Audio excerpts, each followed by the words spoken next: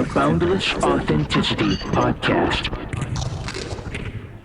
Welcome to Boundless Authenticity. If you're here for raw truth, deep conversations, and things like that, well, you can make sure to like and follow and share so that we can keep exploring those things together. And today's guest is Kaedrich Olsen, an author, speaker, and spiritual teacher known for bridging Norse mysticism, paranormal phenomena, and shadow work. For 3 decades, he's guided people through the hidden realms of runes, ancestral wisdom, and entity encounters, helping them turn fear into empowerment. Whether exploring the darkest corners of the psyche or the mysteries of the unseen world, Kaedrich brings ancient knowledge into modern life with clarity, depth, and authenticity. And of course, that's why we're here on Boundless Authenticity. So how's it going? Things are good. I'm really excited to be here and looking forward to our conversation. Awesome. So I feel like this is another one of those conversations that could go any direction, but I've seen you on Gaia and places like that, which are the easiest places to find you these days. And I feel like those years of just watching you kind of have left me with burning questions. So I'm going to start there and see where it goes, you know? You got it. Okay. So what is one paranormal experience that you've had that still keeps you up at night? Still keeps me up at night? That's an interesting... They don't keep me up at night, actually.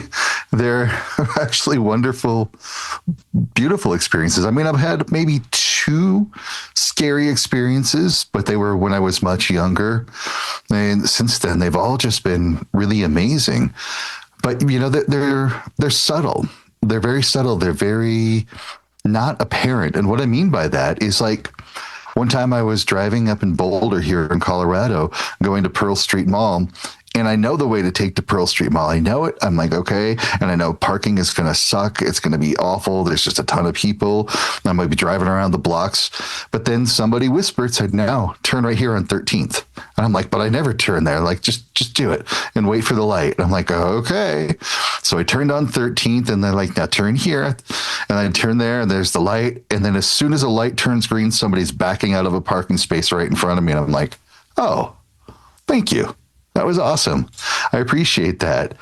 You know, they're very subtle. They're not like people banging on the wall or things flying across the room saying, you know, get out. They're not the dark apparition forming in the middle of the room. Sure, those things sometimes happen, but they're very rare.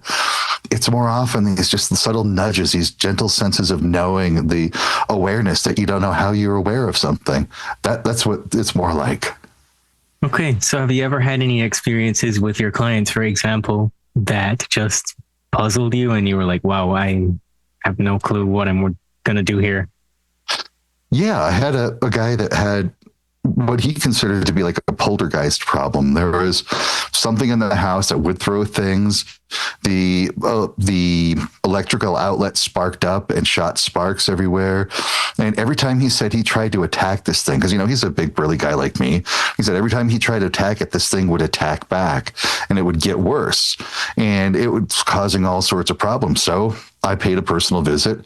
I came into the house. I sat down. I got this feel and I'm feeling around the house and I'm exploring and I'm like, I'm not picking up anything negative here. I'm not picking up any bad vibes. What's going on here? So I'm connecting with it. And then sure enough, I see this thing sitting on the bed and the guy notices it too. He's like, do you see it there on the bed? I'm like, yep, it's right there. It's very apparent. And I'm like, but it's not negative. It's not problematic. He's like, yes, it is. Look at the things that's on. Look at this and look at that. I'm like, I know it's causing those problems. Absolutely. But what is this? So I sat down with it, tried to communicate with it, couldn't quite get any clear answers, call in guides. I actually pulled out my set of runes and started to kind of explore what was going on. And I'm like, this is a piece of you. A piece of him, you know? This is a piece of you that is outside. The Norse would have called this a fylgja, a follower spirit. And I'm like, this thing is here to try to help you and try to guide you. And of course, when you attack it, it's going to attack you back. And so I recommend to him that he get into better relationship with it, to talk with it, to communicate with it, to have fun, and to take advantage of something like this so that it could help him in the endeavors that he was working on achieving. And he kind of gave me a surprise with his response. He was like, no, I want it gone. I want to kill the thing. Get rid of it. And I'm like, you can't do that. It's like chopping off your own arm. It's a part of your soul. It's a part of your being. And he was a follower of the Norse tradition too. And I'm like, this is a fylgja. This is something great. This is something, no, it's not. I want it gone. Because he just couldn't get past the fear-based narratives out there that if there's a spirit there, if it's causing problems, it must be some sort of negative demonic thing. We got to get rid of it. And so I could never convince him, he even went to go see other people to try to help him kill it. And those are his terms. And I'm just like, so it left me perplexed, not the entity problem that he was having, but actually his response to the situation is, to this day, leaves me kind of like, I don't know what to do about this. I could imagine, I encounter people who are tough to deal with their beliefs a lot too. I'm sure we all do. And what do you really do with that? Like, how do you change somebody's mind if they don't want to? You can't. You literally can't do it. If their mind is made up and they are set in their ways, there are actual studies that have proven that if you give them information that is contrary to what they believe to be true, you can back it up with all the scientific data. You can back it up with the reports, the research. But if it's contrary to what they believe, it actually causes them to double down in their belief. It causes them to go, well, see, this is a conspiracy. They're out to get us. They're fudging the numbers because they know they're right. So it's a subtle little game of agreeing with them, finding points where you can agree on things. And then instead of hitting them with contrary information, after we can agree on a few things, you ask them a question. Well, what about this? What if it was like this instead? What would it be like if things were there? And that way they don't feel directly attacked and they don't double down on it. You kind of start to introduce a possibility and then they start to explore it. And then their mind opens up. It's a little bit tricky, but there's a way around it. And I just think to myself, where have we seen that recently? Oh man. What would you say then along that vein are some of the hidden dangers that people encounter in doing shadow work?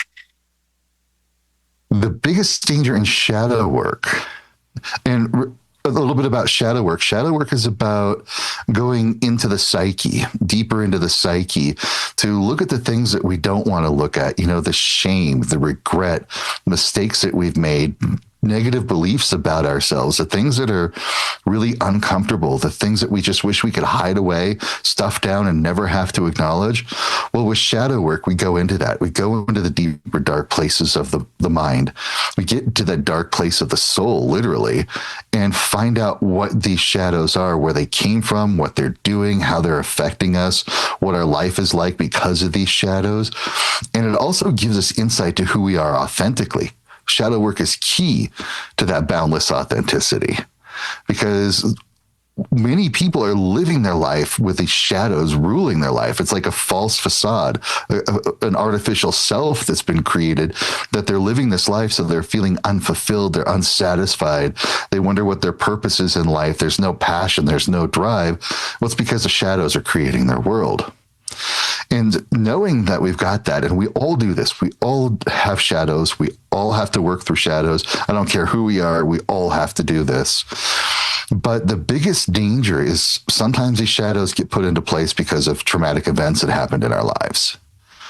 And when we're doing shadow work, we have to be very, very careful that we don't revisit those events in our memory. We don't revisit those as like a participant through our memory and re-traumatize ourselves.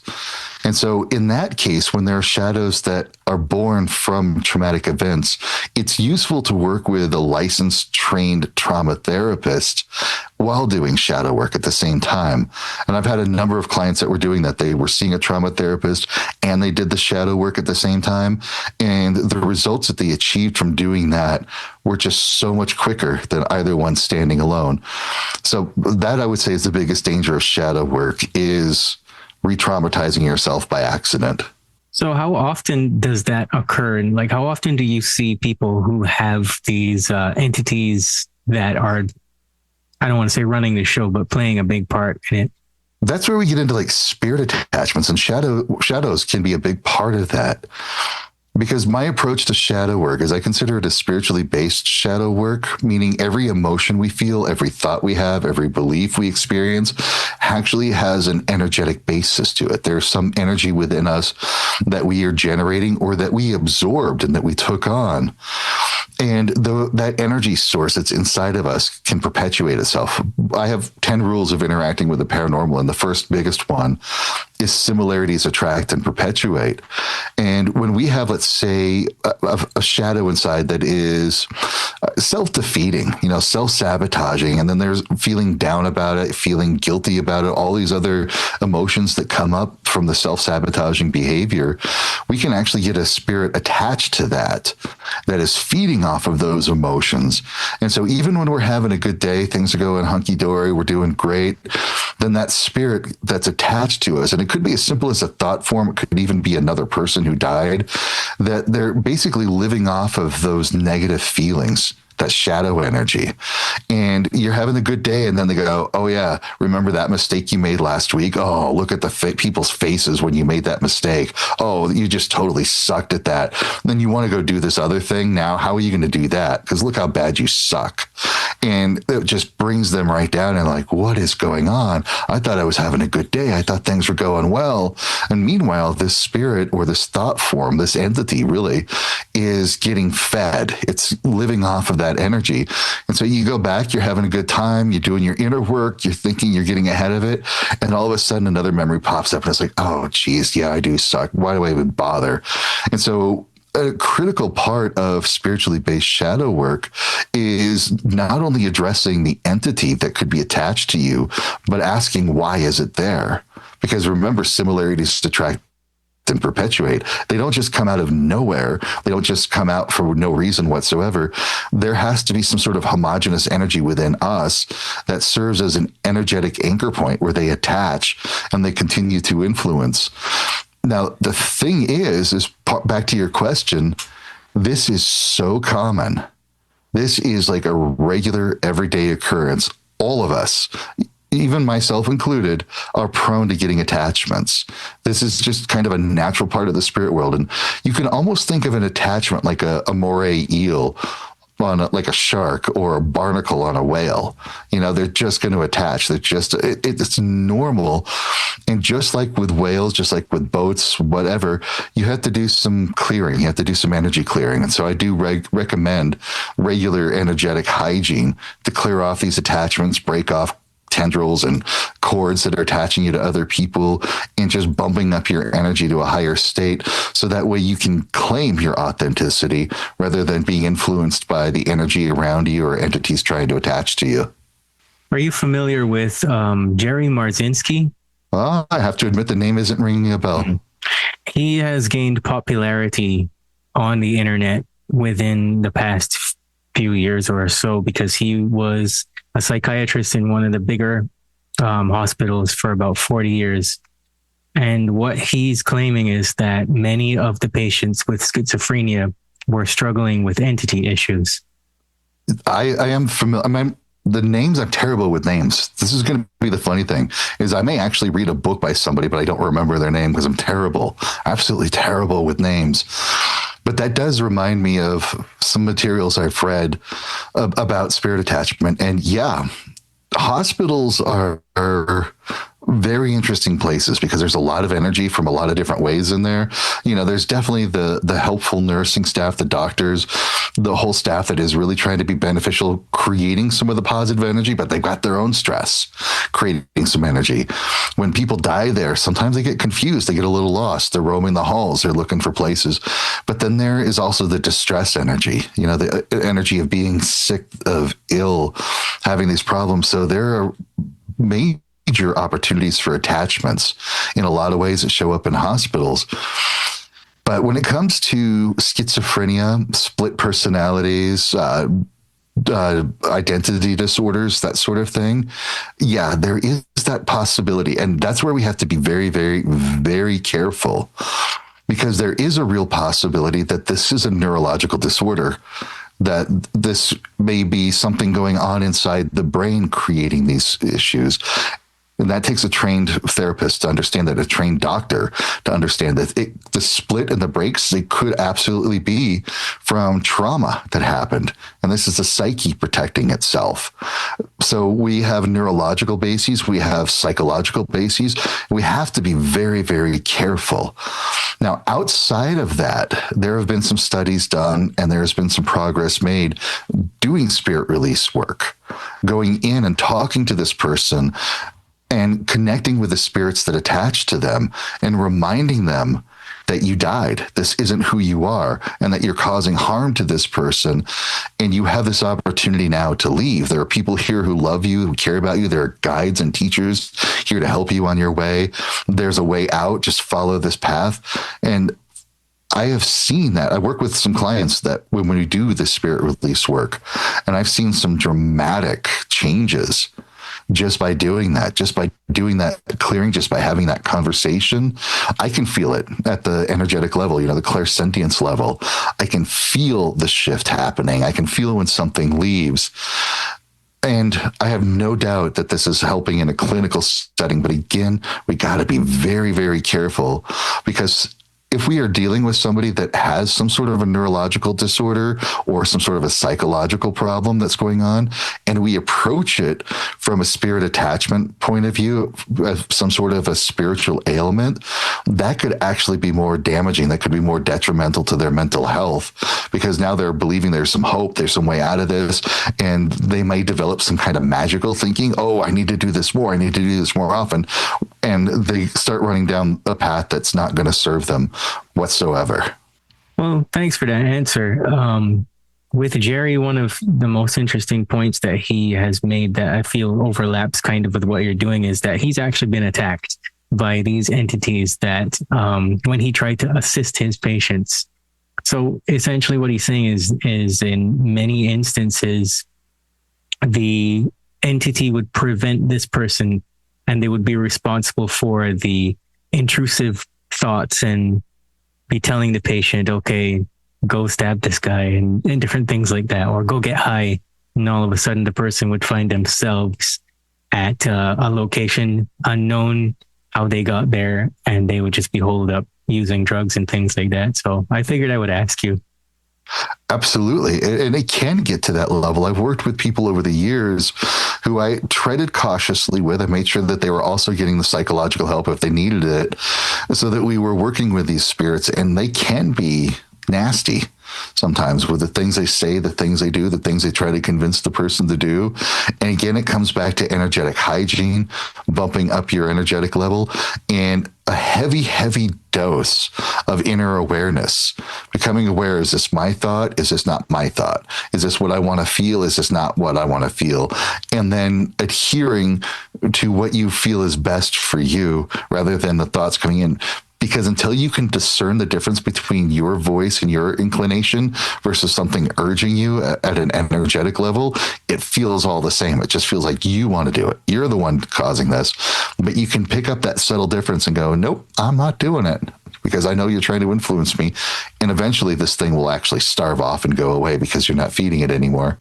I have a soft spot for this topic because I struggled with addiction, probably a little close to about 20 years ago, like really badly.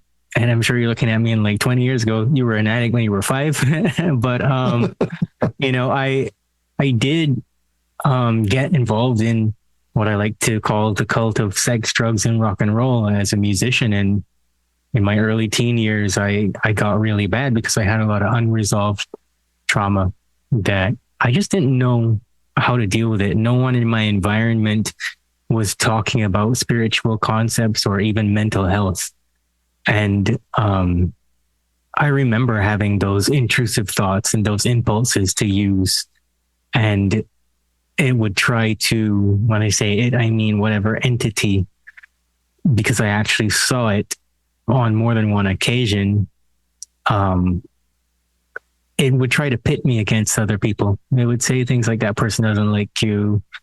And, all that kind of stuff. And at that time I had no self-awareness to draw from. So I didn't know anything about that voice talking inside my head and how to tell the difference between me and something else, you know?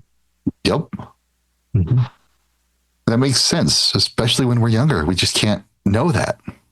You know, it's difficult. And I know what you mean about the cult of sex, drugs, and rock and roll. I've played music my entire life. You know, I've played guitar. I still do.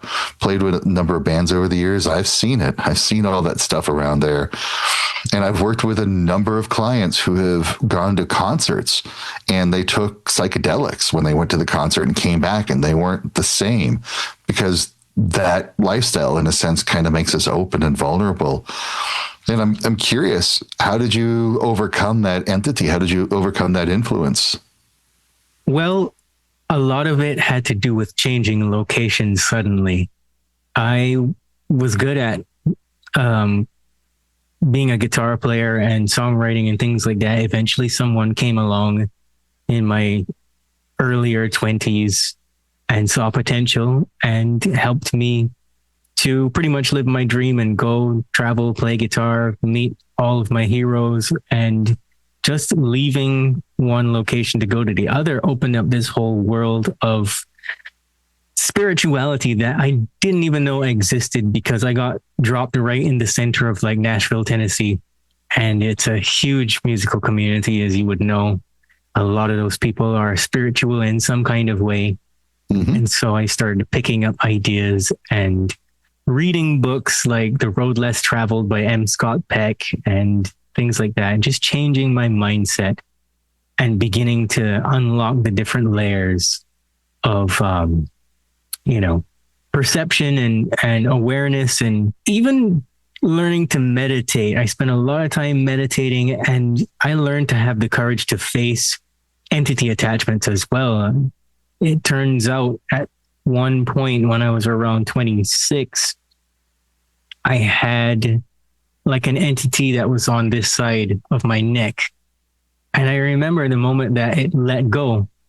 And it was because of something that I experienced when I was younger that just lived inside of me. And it became a part of my repeating patterns of behavior and how I would respond to people. And I guess it must have gained energy over time. I wouldn't say it was faceless, but it definitely was, like in the instance you described earlier, a part of me that needed to go. It needed to go back to wherever it needed to be. And I wondered, I still have questions about it, is what I should say. I wondered, and I still wonder how long, how many lifetimes it's followed me, all those different things. But it left without a word once I, released it. And I even remember like having, I wouldn't say like convulsions or anything like that, but I do remember in it actually detaching and disappearing. Like this side of my jaw and everything moved. It was kind of like that, And so it had to have been there for a very long time. Yep. That absolutely makes sense to me. And I wish more people had experiences like you did, to be able to get a scenery change, a mind shift change, because those are so critical. If there's any one point that I wanted to emphasize to people when dealing with attachments and dealing with all of this is it's always at the psychological level. We expect it to be something more overt, something stronger, like in our face. But like you said, it's very subtle. It's just kind of like becomes a part of you, and it becomes something that you just think is who you are and what you do and how you react to the moment. And until you are able to pick that up and realize that you think it's you. You think it's just who you are until that moment comes like you had when it leaves and everything is like different now. And I bet what happened is, remember the similarities attract and perpetuate? The opposite is also true. When you shift your energy to the opposite state, when you move it to a state of energy that is incompatible with that attachment, it literally gets poisoned by that energy. and it wants nothing to do with you. And it will fight back harder. It will push harder at first, but the more you're consistent, which you were, you kept doing your work. The more you were consistent, the more you just build up that energy as your natural state now. And this thing will be like, okay, I'm out of here. This sucks. Bye. You did great. Well, I appreciate that. And one of the things that kind of caught me earlier on was the concept that it's the willingness to change that will get you further than just knowing there's a problem and thinking, okay, I have a problem. I need to find someone to help me. Usually stuff will resolve itself. In my case, if I just have the willingness to change it. And I kind of started learning that in my particular case, I needed to prioritize things like a to-do list and start with the easiest and work my way up to it, so that the things that had the most strength, like in that instance, were worn down, so to speak, by the time I got there. And I've tried using that same method with some of my own clients. I went on to become a hypnotherapist and a coach. After doing that process, after completing that process, I should stress that for people, because I don't like the $25 certificate thing that people are doing these days. Like, you have to heal yourself first before you try to pull someone out, of the flames, so to speak. Yes. And I've seen it. I've seen similar things happen where you hit on a belief with someone and all of a sudden it's like they're in a death metal band. They're like, blah, blah, and there's something jumps at you. But then if I can get them to complete the process of changing their beliefs, eventually those things will go away. Those energies will change, like subtle micro expressions on their face will become apparent. And it's just interesting to me. And one more thing before I let you talk again, it's that I was watching you in about 2019, and I think you were doing something simple with just runes. Or was it a pendulum? I think it was the pendulum thing. But it was something that you said, and I don't remember exactly what it is, that really completed that mindset shift for me, where I realized that what if the paranormal isn't outside of us at all, but it's really just things that our minds create, these fragments of ourselves. I love it. I love that. Absolutely. I've got two of my other rules that I always quote is there is no veil between the worlds. We always hear about the veil between the worlds at midnight, or now it's 3 a.m. Or if when you're in a cemetery or Halloween, the veil is the thinnest. It's not true. We are the veil. When we tune in, we tuned in. When we tune out, we're tuned out. And when we go into seance, when it's midnight or we go into a cemetery, we're allowing ourselves to tune in. We're allowing ourselves to get that spooky feeling, that fun, spooky feeling. And we're tuning in and we're like, oh, I'm more aware of that. Absolutely.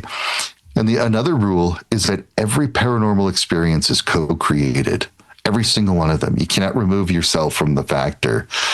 Meaning, like I was saying before, if you get an attachment, it's because there's some sort of similar energy within you that it's already attracted to, that it's drawn to. You're creating that. Or when you receive messages, you have to interpret it with what you know. It's how two people can be in the same room talking to the same entity.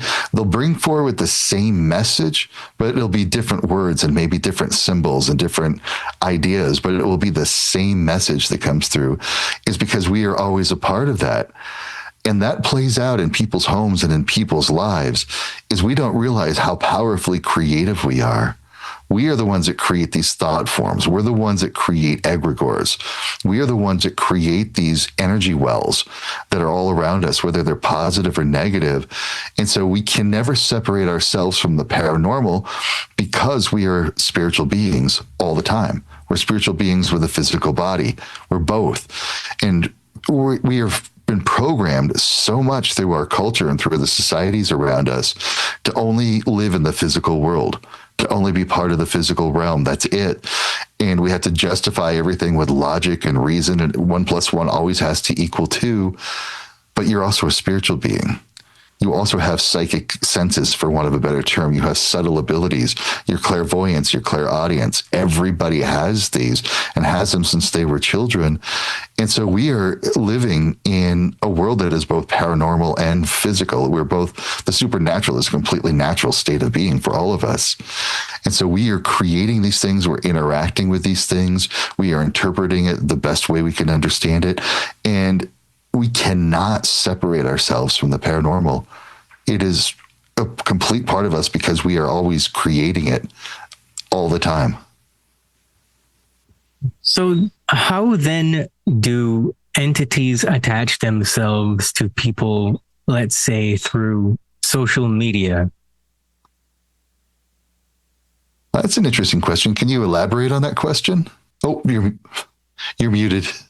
Right. Sorry about that. I said, just as for a visual example, this is essentially a black mirror. Would you agree? So yes. Do you think that in a way, there's something to that where entities can attach to you, or something inside of you can summon or create? I don't know the right words to use. You're the expert. Yeah, let's look at this at two different levels. For example, with social media, if somebody goes on TikTok and sees somebody with a Ouija board, and they're doing a TikTok video with a Ouija board and things go problematic, they're having a scary time, they're screaming and they're like, oh my God, we got to shut this down. Well, the person viewing that video, they're going to get scared. They're going to get freaked out by it. And then if they go to try to do the Ouija board and they're going to make their own TikTok of it, they're going to have a scary time too. They're going to have a bad time too. And so is the next person who sees it. So we're perpetuating this fear-based narrative that the Ouija board is this evil thing, that if you use it, you're going to contact demonic entities. When in reality, a Ouija board is just a piece of wood with letters and numbers on it. It's nothing more, absolutely nothing more. But what's creating the frightening phenomena that they're experiencing is the people using it themselves. They're creating that energy of fear. They're creating the expectation of something scary. And either they are creating it through a poltergeist effect, not an entity, but a poltergeist effect is more like an emotional telekinetic effect that's going on. They're creating that experience. They don't realize they're doing it, and they're perpetuating that cycle.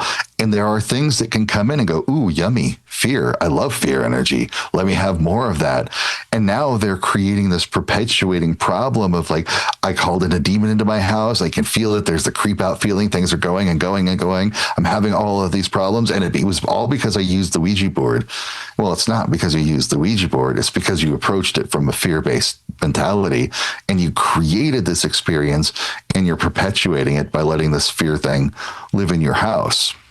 The other way I want to address that is when we look at our computers, our TVs, and our cell phones, we can go, isn't this a black mirror? Well, the answer is yes and no. The reason why it's ultimately a no is because in order to use a black mirror, the way I use it and the way I teach people, by the way, the black mirror is my favorite tool for like seance, working with spirits, connecting with other entities, other places. I love it. My black mirror is right here behind this cloth. It's always a part of the work I'm doing, and I'm going to be bringing it more and more. But you have to train yourself to use a black mirror. Not any reflective black surface will be a black mirror. You have to set the set and setting. You've got to set sacred space. You've got to get into a meditative state. You have to do what I call engaging the mirror, where you turn the mirror, because just like a Ouija board, a black mirror is nothing more than paint and glass in a frame. It's literally just a piece of glass with black paint on it. It's nothing more than that. And when you remind yourself that it's just paint and glass, that's all it is. Same way with your phone. If you just remember, now this is just a piece of Gorilla Glass. That's all it is. It's nothing more. That's all it is. But the reason why I keep it covered is because in that set and setting, my mind is tuned into letting the mirror become a black mirror, becoming what it is. And by getting myself set in this routine that when I'm ready, I open the black mirror, I engage the mirror, I'm now in communication. When I'm done, I close the mirror, I cover the mirror, I'm done. It's over. That way, when I'm on my cell phone and I'm working on my cell phone and then I go to turn it off, it doesn't suddenly turn into a black mirror for me. because I've gone through this process. I've trained myself. And every time I work with people, when I teach a class on this, I make sure that they know that it's just a phone. It's just a computer screen. It's nothing more than that. And when you remind yourself that's what it is, that's all it is. But when you stare deep into it, when you let your mind shift and you let your mind move into that altered state of being, then it becomes something more. Other than that, it's just a phone screen. And so it can't harm you. It can't affect you in any way because it's just a phone. Okay. Good answer. So we could go off on a tangent talking about runes and things like that as well. But if you could only teach one rune that would help someone unlock something, what would you feel intuitively that could be? That rune is Algiz. It's spelled Algiz. It's the elk rune. ALG literally is alg. In modern Swedish pronounced Ali. It's the rune of the elk. But the way to think of it is if we go back to Yggdrasil, the world tree, if we go to any other traditions where there's a world tree, you've got this upper realm where the branches reach up into that higher realm. And that's how Algiz is shaped. It's almost like a chicken foot or an upside down peace symbol, where it's got the straight line, but with 3 lines going up to the top. And think of those as 3 branches reaching up into those divine realms, bringing that divine energy into you, through you, and you can project it all around you. And in that sense, it becomes a very protective rune.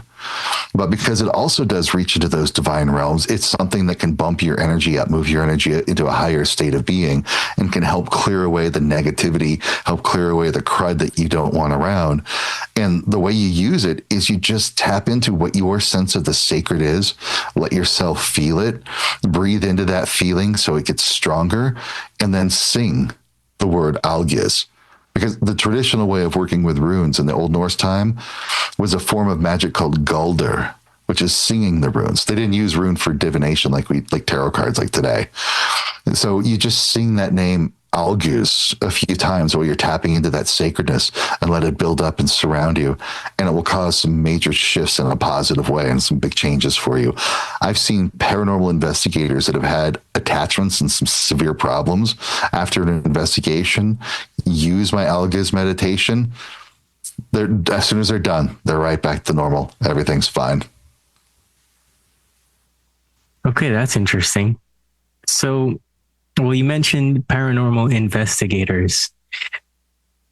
In the majority of instances, let's say on like mainstream television, what do you think they are really investigating when they go to these buildings?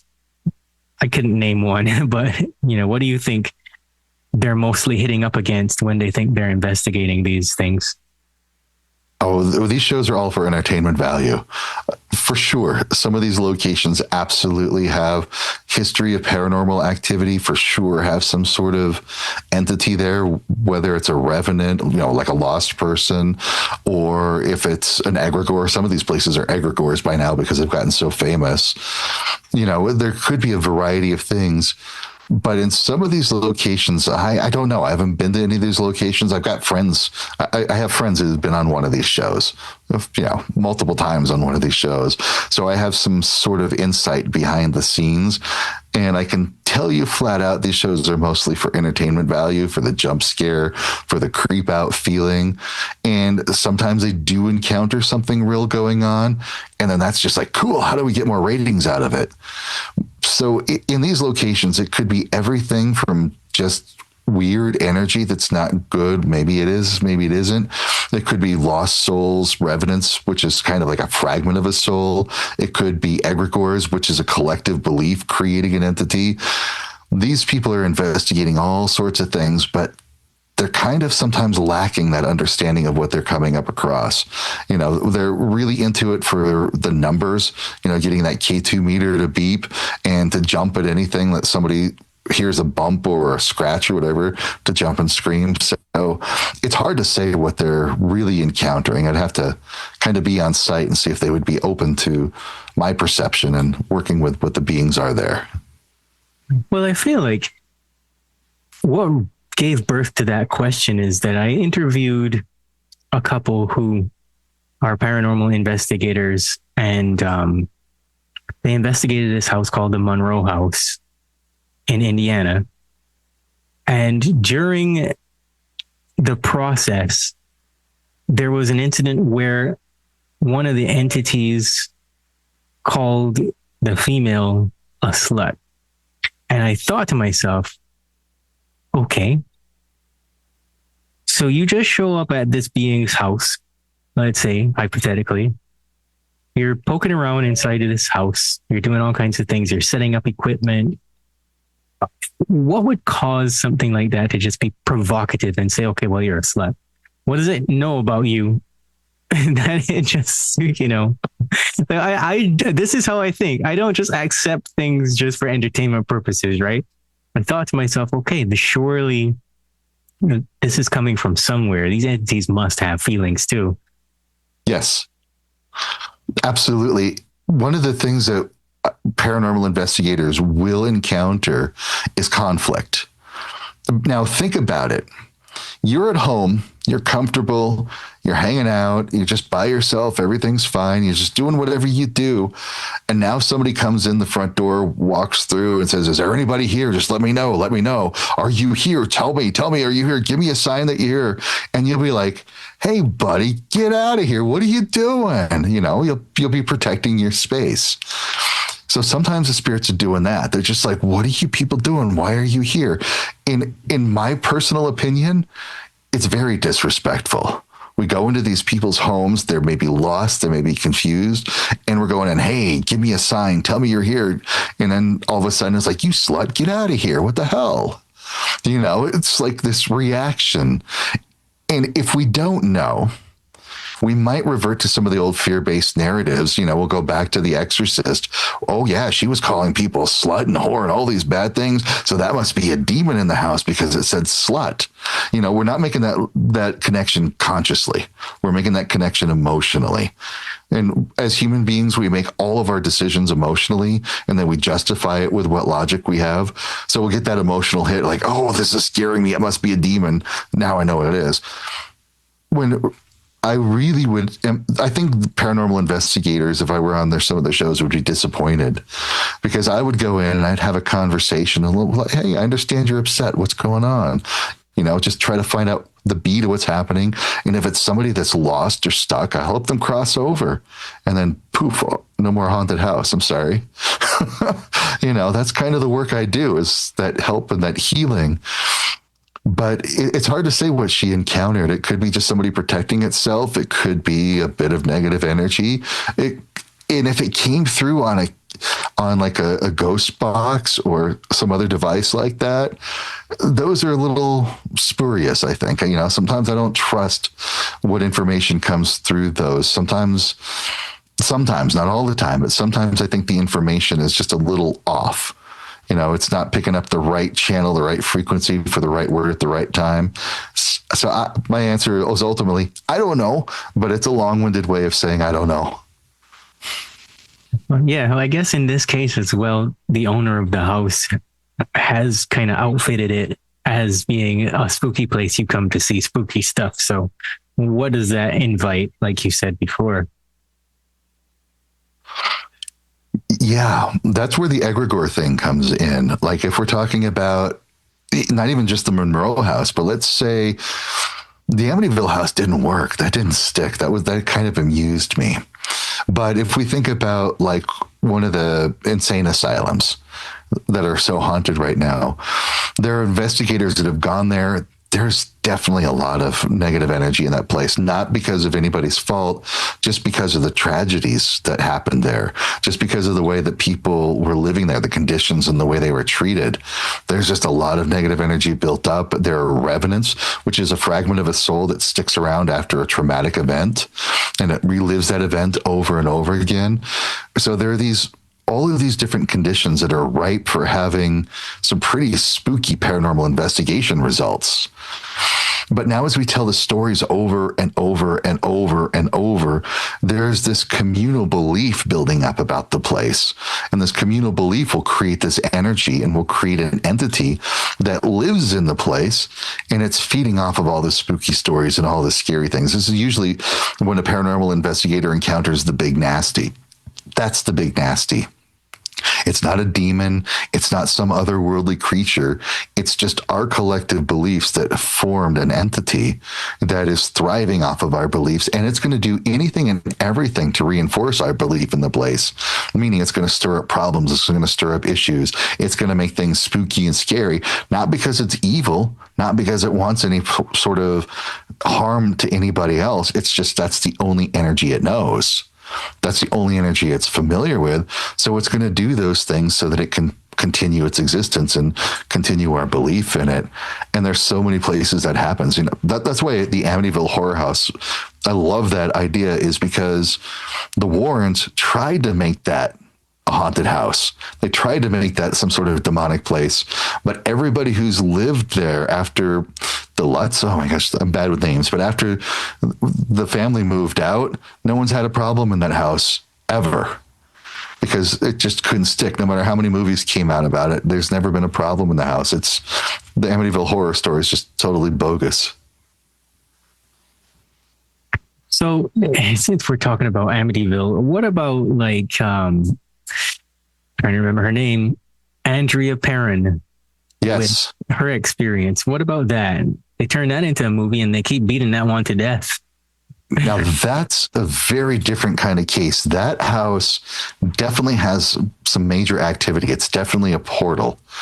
Definitely has some good stuff there. And like I said, similarities attract and perpetuate. If we go into it thinking a negative thing, we're going to get a negative response. But, you know, the experience at this house when they were kids, yeah, there was some scary stuff going on, but mostly it was either neutral or positive. You know, Andrea talks about how there was like this woman that came down the hallway and was just wonderful.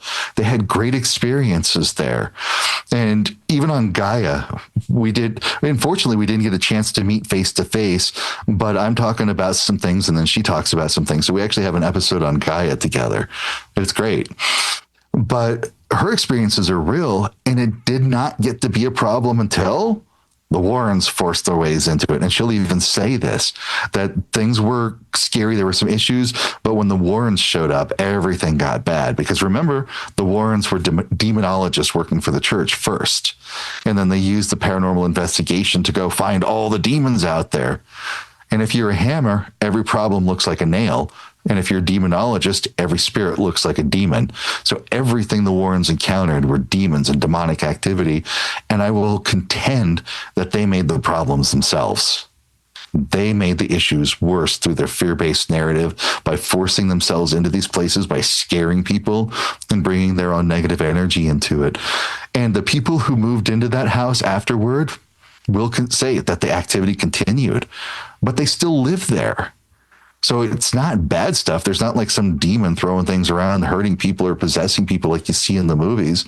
It's something that they can live with, that they're aware of. It's like, oh yeah, so stuff moved today. Oh, hey, you know, there's a spirit walking down the hallway. Cool. You know, it's just normal everyday stuff at the spirit world.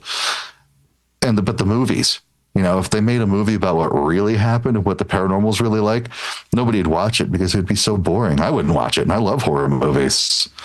So the movies are vastly different from what really happened, but I think Andrea Perron is great. I love her work. I love the message she brings forward. And yeah, I think she's doing good work. Okay. So going along with that, if there's someone out there that's listening and they feel like they're being haunted right now, what's the first step they should take? Laugh. Seriously, laughter is the first thing I tell everybody to do every single time. And let me paint the scenario for you. It's 3:00 in the morning, you know, that new twilight time of whatever.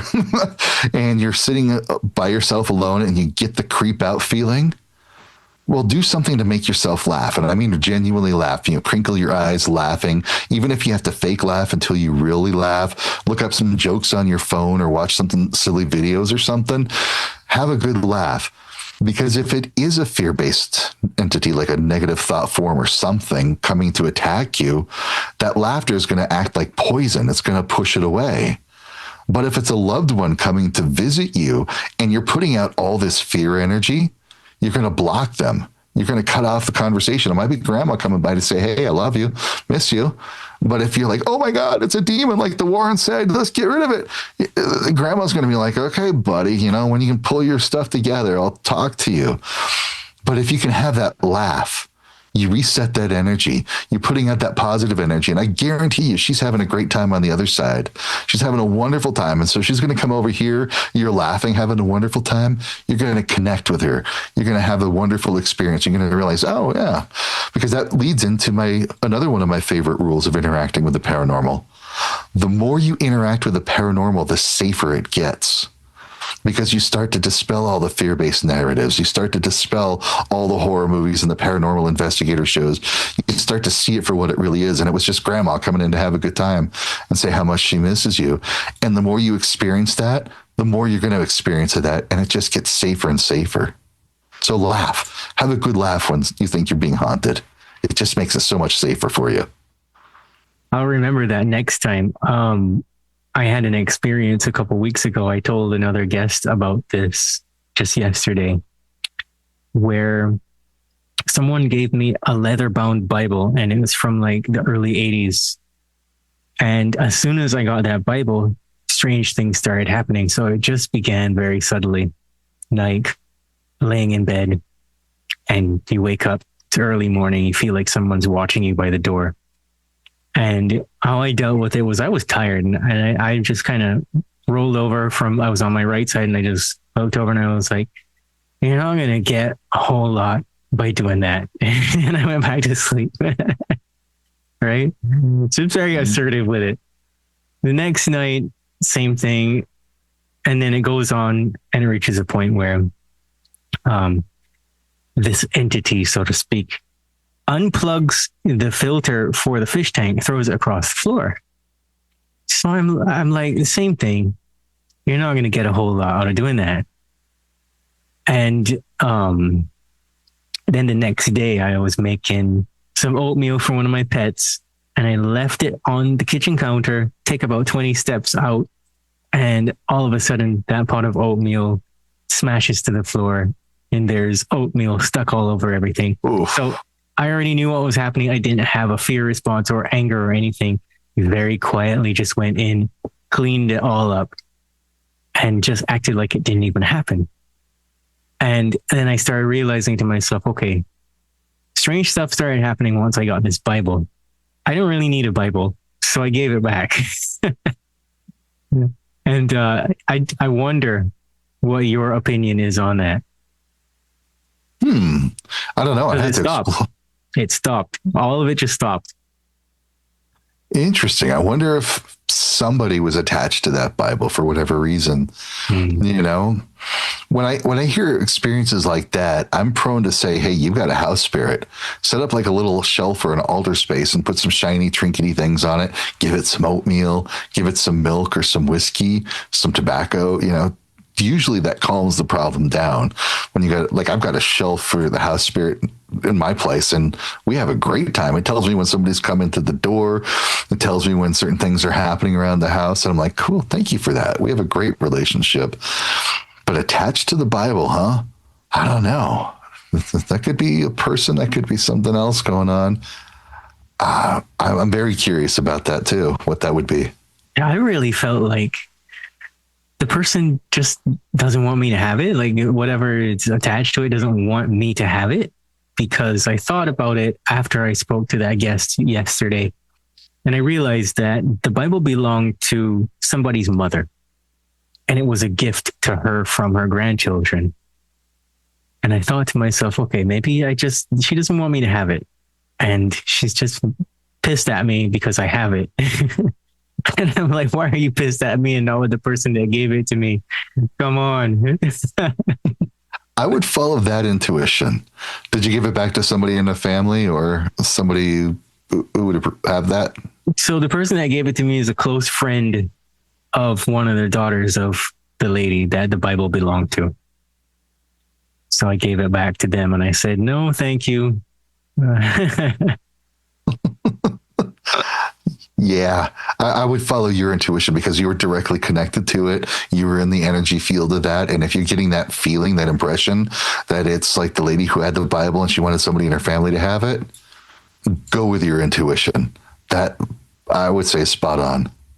Yeah, I am going to be really particular when people give me things now. Somebody says, hey, you want this book? I'll be like, I am not so sure. Let's go through a 3-point test here. I don't blame you. I don't blame you. Get a good feel for its energy. Ask it, do you really want to go with me? And yeah, go with your intuition. So what is one question that nobody has ever asked you that you feel would unlock everything? Oh, wow. I never even thought of that. I have to think about that. What's one question I haven't been asked? I don't know. What's a question you want to ask that you've never asked that you can guess? Well, there would be that question. So here we go in a cycle. All right. I don't know. So that's why I'm not on that side of the podcast, because I have a tough time with the questions. I'm good with the answers. I'm just not sure about the questions. Well, I try to have at least one moment in every episode where I stump the guest. You did it. Awesome. Let me ask a different question. Yeah. What's something that you found to be 100% true about the unseen world that once a person knows it to be true, they can never deny it? And it's like you can never unsee it, that type of effect. Oh, it's what I call the believing seeing dynamic.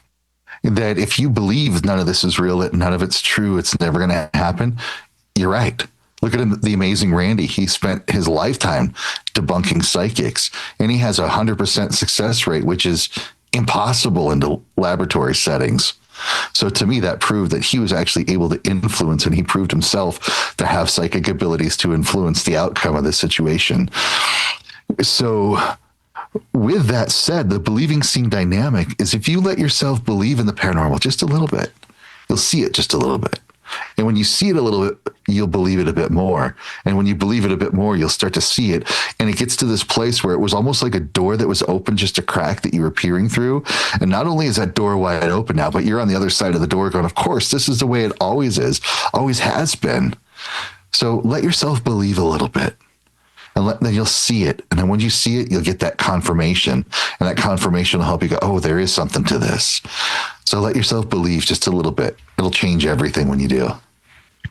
So on either spectrum of things, positive or negative, energy and attention are essentially currency.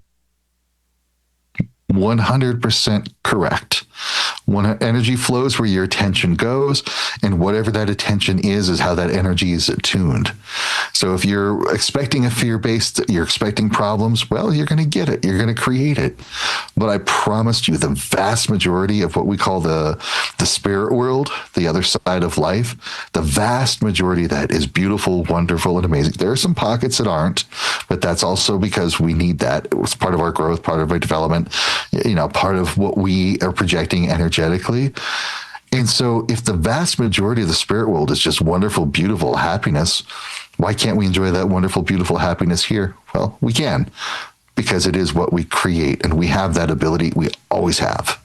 Awesome. Kaedrich, thanks for being on the Boundless Authenticity podcast. Where can we find you? Great. Thank you for having me. My website is kaedrich.com. It's spelled Kaedrich. Just go to kaedrich.com. And if you go to like Facebook, Google, YouTube, Instagram, my name, just type in my name, and it's going to open a lot of doors for you. So my name is a key. Awesome. We'll hang again. Absolutely. This was great.